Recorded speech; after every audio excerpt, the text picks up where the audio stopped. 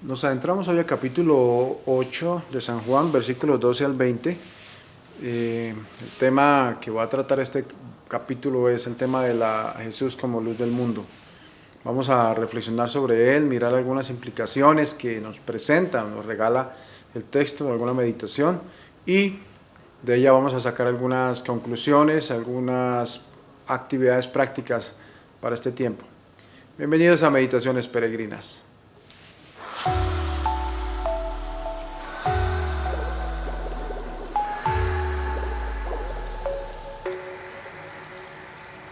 Juan 8, 12, 20.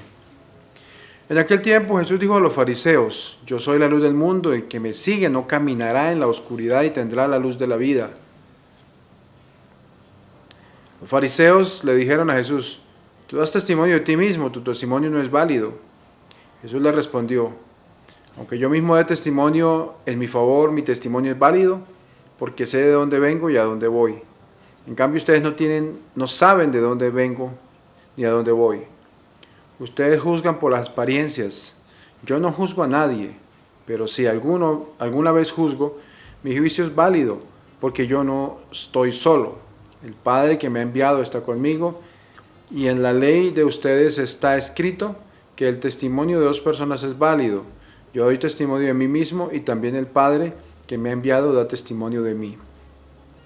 Entonces le preguntaron: ¿dónde está tu Padre? Él les contestó: ustedes no me conocen a mí ni a mi Padre. Si me conocieran a mí, conocerían también a mi Padre. Estas palabras las pronunció junto al cepo de la limosna cuando enseñaba en el templo. Nadie le echó mano, porque todavía no había llegado su hora. Palabra del Señor. Gloria a ti, Señor Jesús. Hace un par de días tomamos también un texto donde hablábamos un poco de esta controversia, esta polémica acerca del testimonio de Cristo.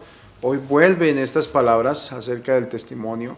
Le preguntan a él o le dicen a él que su testimonio no es válido por la sencilla razón de que uno no puede dar testimonio de sí mismo.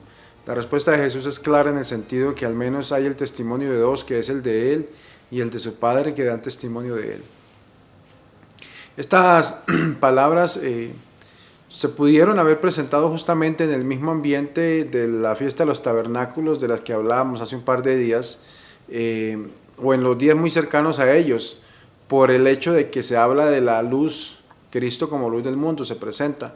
Y lo presenta con las palabras también de ese capítulo 7 de Marcos, donde lo dice casi como gritando, en voz alta lo dice: yo soy la luz del mundo. El que me sigue no camina en la tiniebla, sino que tendrá la luz de la vida. Uno de los escritos antiguos de los judíos, que era la Mishnah, habla de que la primera noche y la octava noche de la fiesta de los tabernáculos, esa gran fiesta de las tiendas, en el atrio del lugar llamado de las mujeres, se colocaban 4 enormes candelabros de oro, de unos 25 metros de altura. Eran unas cosas inmensas que sobresalían por encima del muro, casi el doble del tamaño del muro. El muro debe estar sobre los 12 metros y entonces sería 13 metros por encima donde se montaban estos grandes candelabros. Eran como unas bases sobre las cuales se montaban las luces, unas luces que lo que hacían era iluminar todo el lugar, todo el patio donde se encontraba la gente, esos 4 candelabros. Y a la luz de esos candelabros la gente se reunía a danzar, ¿sí?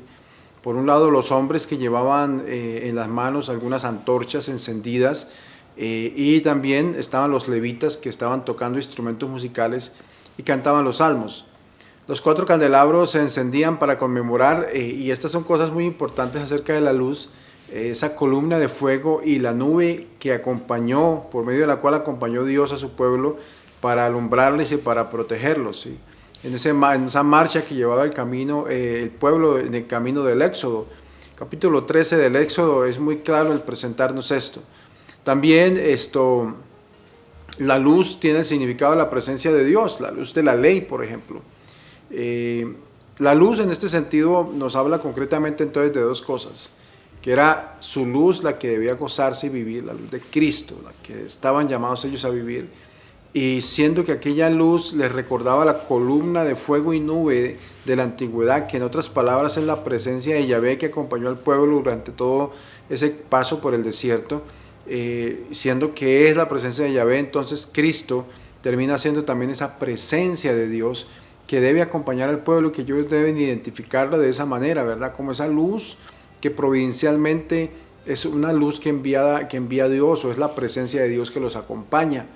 Ese Mesías era la luz, y esa luz que debían ellos escuchar y seguir, luz de las naciones. Recordamos aquí las palabras justamente del profeta Isaías, cuando el profeta Isaías, hablando del Mesías que esperan, justamente sea Isaías 49, ese Mesías debe ser la luz de las naciones. No es la única vez que el Mesías se relaciona con la luz. Cuando el mismo anciano Simeón, cuando se encuentra con Cristo allá nacido, que va a ser presentado por María y José en el templo, en el capítulo 2 de San Lucas, versículo 32, dice que esta luz será una revelación para las gentes, ¿verdad? O sea, es otra manera, otro momento más bien, donde la palabra de Dios nos habla de la luz. También en los escritos antiguos de los rabinos, es decir, los escritos judíos, se decía mucho que el Mesías era luz.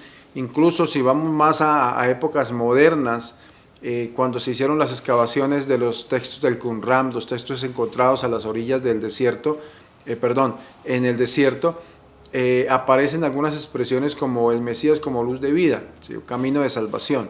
Entonces vemos en este sentido que las palabras de Cristo están muy en consonancia con el sentido de lo que sería el verdadero Mesías, ¿sí? El que sigue no está en tinieblas, sino que tendrá la luz de la vida. Es decir, la vida que estaba en la palabra de Cristo, en Cristo mismo, se hace luz para que los hombres tengan en ella esa vida que necesitan, ¿sí? La vida era la luz de los hombres, lo dice San Juan en el capítulo 1 también, hermoso texto que leemos muchas veces, tanto en Pascua como en Navidad, que nos recuerda la luz del mundo, ¿sí? Él dice que da testimonio de sí mismo, aunque ellos dicen que su testimonio no vale, ¿verdad? Ya lo habíamos hablado, creo que fue el viernes pasado, ¿sí?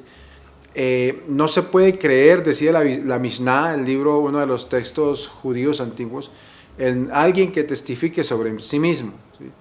La respuesta de Cristo ya la habíamos visto antes, su testimonio es válido porque de una parte está seguro de que las palabras que habla son palabras de Dios y que el Padre Dios está soportando, dando testimonio de Él, en el sentido de que Dios mismo es el que obra las acciones y los milagros que Él hace. O sea, toda esta obra de milagros, que Juan los llama más bien signos, son la manera más clara y concreta de ver que realmente Cristo está viviendo el testimonio de Dios.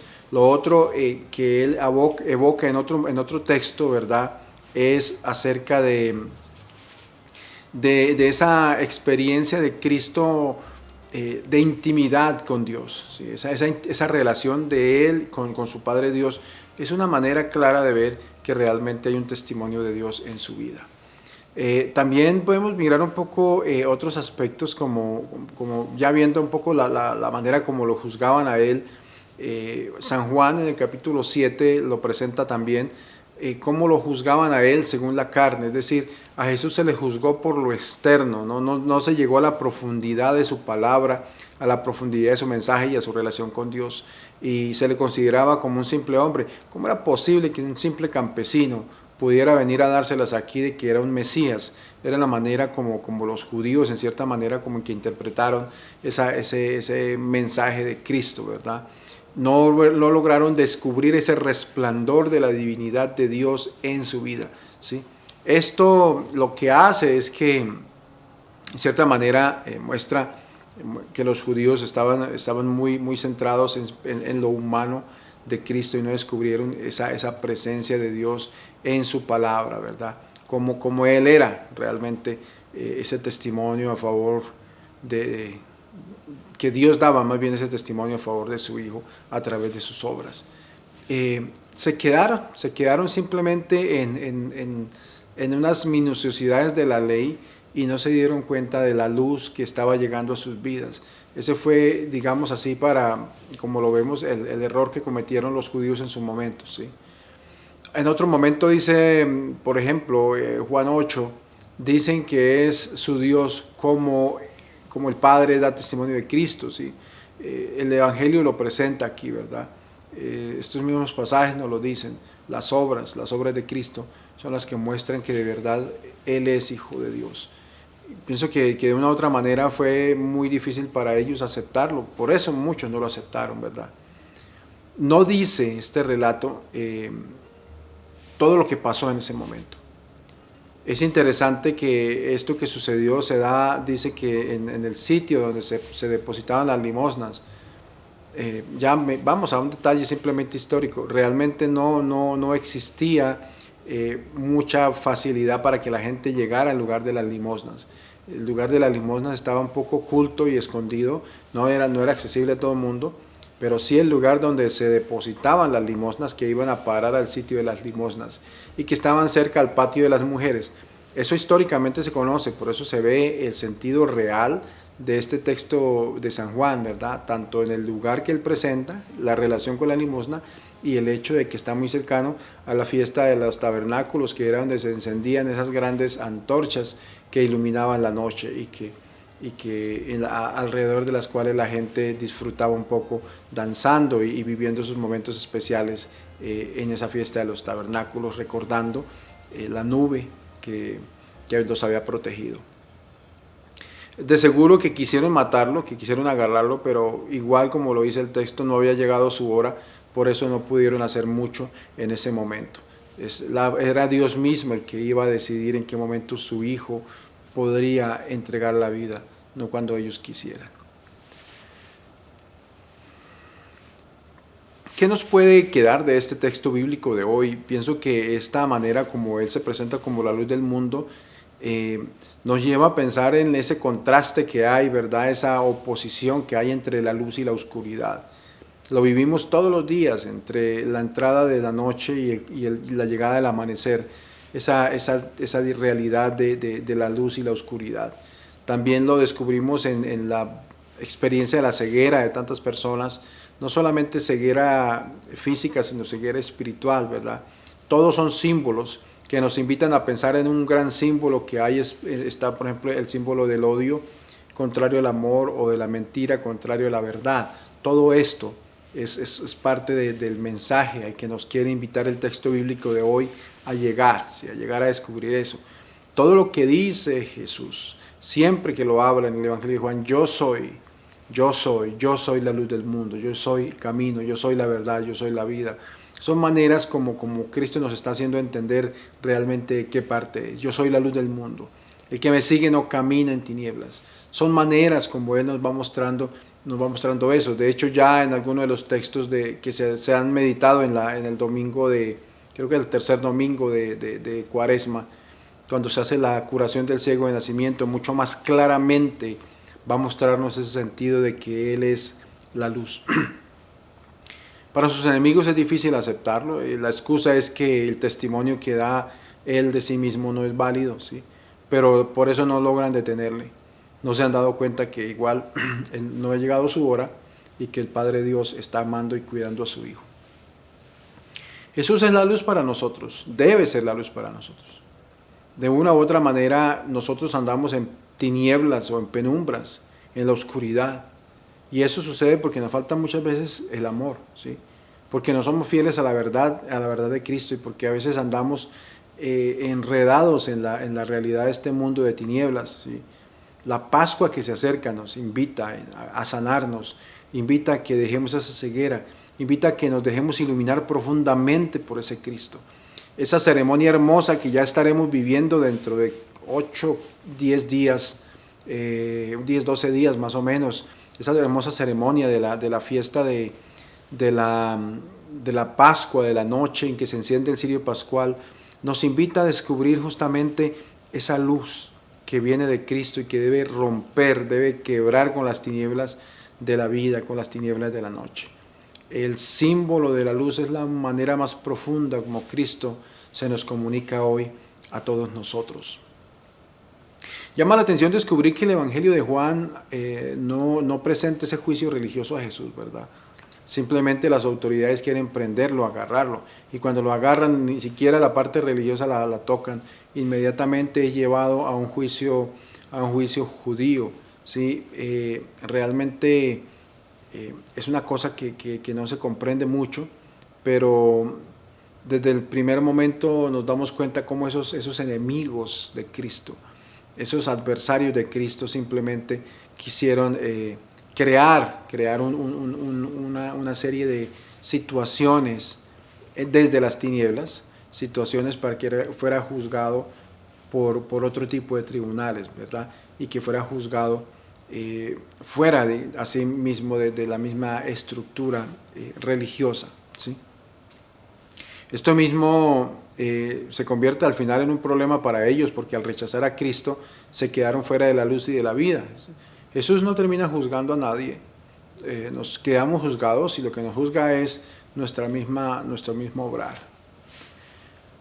Esa relación entre Jesús y su Padre Dios se revela de manera profunda en ese testimonio que hace Jesús en el Padre, ¿sí? Cómo sus obras, las obras de Jesús son las obras de Dios. Estamos llamados a reconocerlo, estamos llamados a reconocer que hay que caminar en esa luz de Cristo, en esa luz de la vida.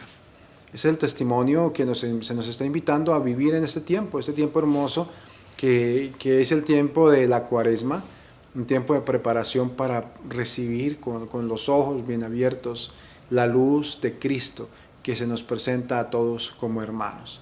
Es un hermoso momento para el que nos estamos preparando en esta Pascua, la luz de Jesucristo nuestro Señor. Ese Jesús que camina hacia la Pascua, la muerte y la resurrección, nos invita a nosotros a seguirle, para que participemos de su victoria contra el mal y el pecado, para que acojamos esa misericordia que nos ha entregado y que ha ganado con su muerte en la cruz. Cuando Jesús nos conduce a la luz, nos conduce a esa gracia, nos conduce al Padre, nos lleva, nos hace herederos con Él mismo de todas las promesas de Dios. Ya queda rota las cadenas de la muerte, porque la luz termina inundando nuestros corazones, disipando las tinieblas y llevándonos a contemplar el verdadero rostro de Dios.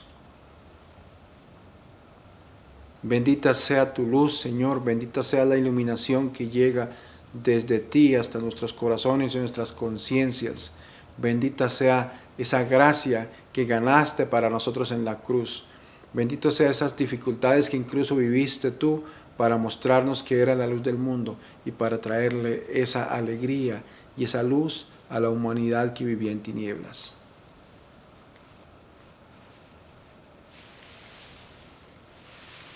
Bueno, apreciado pueblo de fe, gracias por este tiempo dedicado a la meditación, deseándole que todos tengan una jornada, un inicio de semana lleno de bendiciones. En el nombre del Padre, del Hijo, del Espíritu Santo. Amén. Feliz día.